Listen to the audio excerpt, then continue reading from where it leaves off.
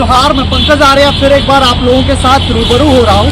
इस वक्त मैं राजधानी रांची में मौजूद हूँ। मैं आपको बताऊं कि राजधानी रांची से कई किलोमीटर दूर कोयलांचल की बात करें, कोयलांचल की धरती धनबाद की बात करें तो धनबाद के केंदुआडीह में जहरीली गैस के रिसाव से कई लोग जो है पीड़ित हैं और ये जो लेवल है कार्बन मोनोऑक्साइड का जो लेवल है ये काफ़ी हद तक जो है वो जानलेवा बन गया है। ऐसे में ये कहना बड़ा जरूरी होगा कि केंदुआडीह के लिए पूरा इलाका जो है खतरे का माहौल बन गया है।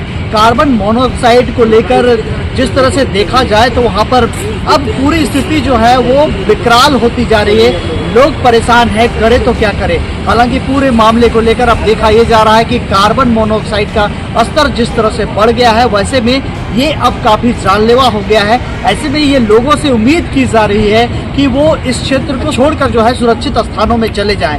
आज जो है कोल इंडिया लिमिटेड के चेयरमैन सनोज कुमार झा और बीसीसीएल के सीएमडी जो है मनोज कुमार अग्रवाल निरीक्षण करने के लिए पूरे इलाके में गए और इस दौरान देखा कि जो कार्बन मोनोऑक्साइड का स्तर है वो काफी हाई लेवल में है, जिसके कारण जो है वह लोगों के बीच में खतरा बना हुआ है। ऐसे में बीसीसीएल और साथ ही साथ कोल इंडिया लिमिटेड के चेयरमैन का कहना है कि अब जो है लोगों को ये इलाका फिलहाल जो है अस्थायी रूप से यहाँ विस्थापन होना चाहिए, अस्थायी रूप से ये क्षेत्र को जो है छोड़ देना चाहिए और विस्थापन या पुनर्वास की जो बात होगी वो बाद में होगी। लेकिन फिलहाल जो स्थिति है वो काफी एक तरह से कहें यहाँ पे जानलेवा स्थिति है। फिलहाल जो स्थिति है वो विकराल बनते जा रही है और कार्बन मोनोऑक्साइड का जिस तरह से स्तर है वो काफी भयावह है। मैं आपको ये भी बताऊं कि 2 महिलाओं की मौत हो गई थी।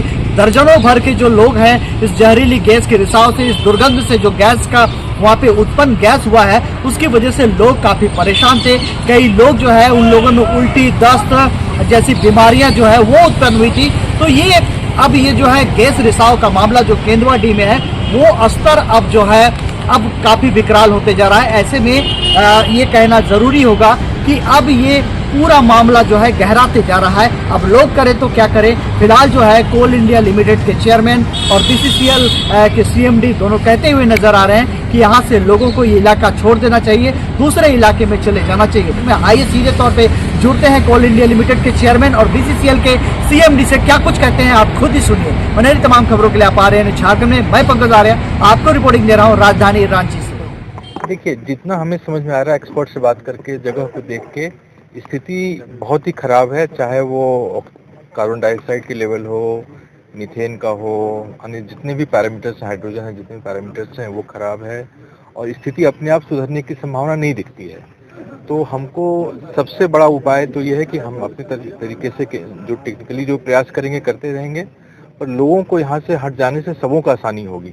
मतलब लोगों को अपने आप को बचाने का सबसे अच्छा तरीका वही है कि लोग शिफ्ट कर पाएं। हम नहीं कह रहे हैं कि परमानेंटली शिफ्ट करें, पर जो भी शेल्टर्स बना के रखे हैं वहाँ पे अपने आप को बचा के रखें। सबसे अच्छा तरीका वही है। बीसीसीएल सीएमडी साहब से बात हुई थी, उन्होंने सारी व्यवस्था, चाहे मेडिकल का हो, खाने का हो, रुकने का हो, जितने भी मोस्ट अफेक्टेड फैमिलीज हैं सबकी व्यवस्था करके रखी है। और हम लोगों से यही अनुरोध करेंगे कि वो अपने आप को बचाने के लिए और हमें सहयोग करें ताकि सबके लिए सहूलियत हो। सर, आप अपने तरफ से क्या निर्देश देते जा रहे हैं? बीसीसीएल अपने तरीके से जितना भी लोगों को यहाँ से जो लोग शिफ्ट करेंगे टेम्पररी शेल्टर्स में, उनको रहने का, खाने का और मेडिकल व्यवस्था, जितनी भी व्यवस्था होगी सब कुछ करेंगे। सर, ग्रामीणों का कहना है सर कि ये गैस पर काबू पाया जाए और इस पर क्यों नहीं पहल कर रहे हैं? नहीं, प्रयास जारी है। तो सब किस चीज पर है? गैस निकासी को लेकर के सर, गैस निकासी का काम नहीं हो रहा है, उसी को लेकर के आपको। गैस निकासी कैसे करेंगे? अगर आप ग्रामीणों को रिप्रेजेंट करते हैं, हमें बताएं गैस निकासी कैसे किया जाएगा।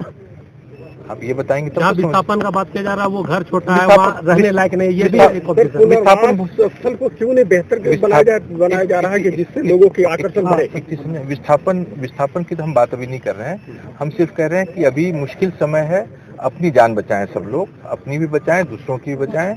और विस्थापन की बात, विस्थापन एक अलग बिंदु है जिसपे की अलग से चर्चा की जा सकती है।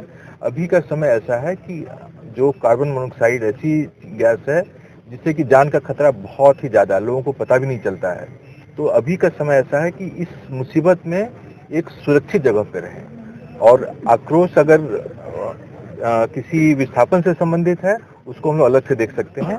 आज का समय अभी का समय है सिर्फ और सिर्फ अपनी जान बचाने का। सर अभी आपने निरीक्षण किया तो क्या देखा, गैस की मात्रा किस स्थिति में चल रहा है? किस स्थिति में गैस की मात्रा? गैस की मात्रा बहुत ही ज्यादा है, जो कि जान के लिए जानलेवा भी हो सकता है।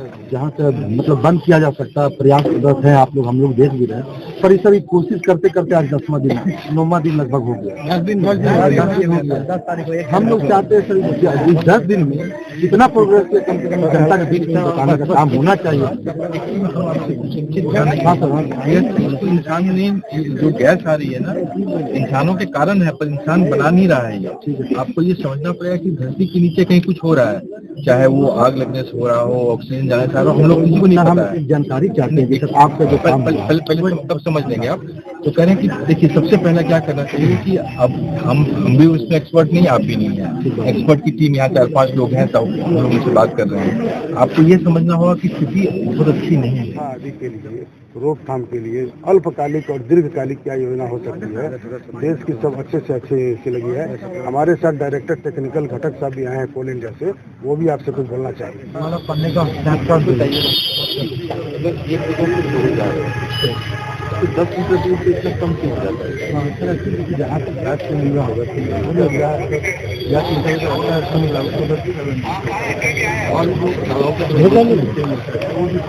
सुविधा हो, थोड़ा खाने की सुविधा हो, और हमें वहाँ मेडिकल सुविधा मिल जाए हम लोग, तो हमें वो प्रयास करना चाहिए। आपके लिए नहीं, हम सबों का एक बात है सर, शुरू दिन से ही सीएमडी का प्रयास यहाँ कर रहे हैं और हम लोग पूरा गांव वाला इनका प्रयास कर रहे हैं। आप इनसे भी पूछ सकते हैं, हम लोग कहीं कोताही नहीं। अगर आप बोलेंगे कि सर आप बोलेंगे सर रात में घर में नहीं सोना है, तो यहाँ के लोग भी इतना जागरूक है सर, इतना जागरूक है यहाँ के लोग, रात भर अपने से जाग के अपने घर के पहरेदारी भी करते हैं और दूसरे के घर को भी देखते हैं।